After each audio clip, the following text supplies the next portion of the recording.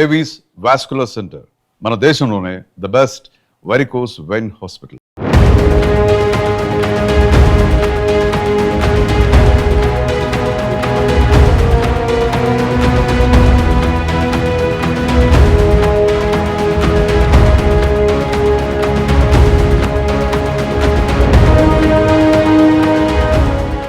విశాఖ కైలాసగిరిపై Visakha Darshan toy train మీ అందరికీ తెలుసు.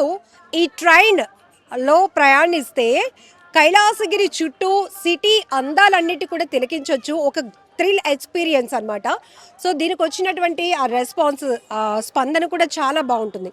అయితే ఆల్ ఆఫ్ సడన్ ఈరోజు ఏమైందో తెలీదు, ఒక్కసారిగా ట్రైన్ వెనక్కి వెళ్ళడం మొదలుపెట్టింది. అంతే, ఇందులో ఉన్న ప్రయాణికులు ఒక్కసారిగా తీవ్ర భయాందోళనకు గురయ్యారు, కేకలు పెట్టారు.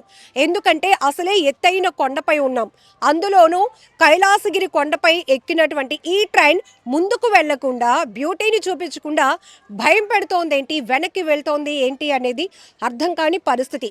సాంకేతిక పరమైన లోపాలు తలెత్తడం వల్ల, ట్రాక్ సంబంధించినటువంటి మెయింటెనెన్స్ ఇష్యూ వల్ల ట్రైన్ ముందుకు కాకుండా వెనక్కి వెళ్ళడం మొదలుపెట్టింది. ఒక్కసారిగా దీనికి సంబంధించినటువంటి వీడియో కూడా ఇప్పుడు వైరల్ అవుతోంది. అంతేకాదు, ఇందులో ఉన్న ప్రయాణికులు తీవ్ర భయాందోళనకు గురయ్యారు. ఒక్కసారిగా దీన్ని కంట్రోల్ చేయడం కూడా ఎవరి తరం కాలేదు. పైలట్ కూడా తన వంతు తను ప్రయత్నం చేసినప్పటికీ కూడా ట్రైన్ వెనక్కే వెళ్తుంది. అంతలోనే కొంతమంది పర్యాటకులు ఏదైతే ట్రైన్లో ప్రయాణిస్తున్న వారు కిందకి దిగి ట్రైన్ను ఆపే ప్రయత్నం చేయటంతో అంతా ఊపిరి పీల్చుకున్నారు. అసలే ఇది ఫెస్టివల్ సీజన్, దాంట్లోనూ సెలవులు కావటం వల్ల ఇతర రాష్ట్రాల నుంచి, విదేశాల నుంచి కూడా పర్యాటకులు పెద్ద ఎత్తున తరలి వస్తున్నారు. ఈ నేపథ్యంలోనే కైలాసగిరి ఇంకా స్పెషల్గా అని చెప్పొచ్చు. ఎక్కడ చూసినా పబ్లిక్ క్రౌడ్ కనపడుతోంది. ఎందుకంటే కైలాసగిరి ఒక ప్లేస్కి వస్తే ఇక్కడ చాలా వరకు ఎంజాయ్ చేయాల్సినటువంటి మూమెంట్స్ చాలా ఉన్నాయి. ఒకవైపు ట్రెక్కింగ్స్ ఉన్నాయి, గ్లాస్ బ్రిడ్జ్ ఉంది. కైలాసగిరి పైన అంతా నడిచి చూసే కన్నా ట్రైన్ ఎక్కితే ఈ టాయ్ ట్రైన్లో ప్రయాణం చేయడం కూడా ఒక థ్రిల్ ఎక్స్పీరియన్స్ ఉంటుంది, స్పెషల్ మూమెంట్ ఉంటుంది. చక్కగా సెల్ఫీలు తీసుకోవచ్చు.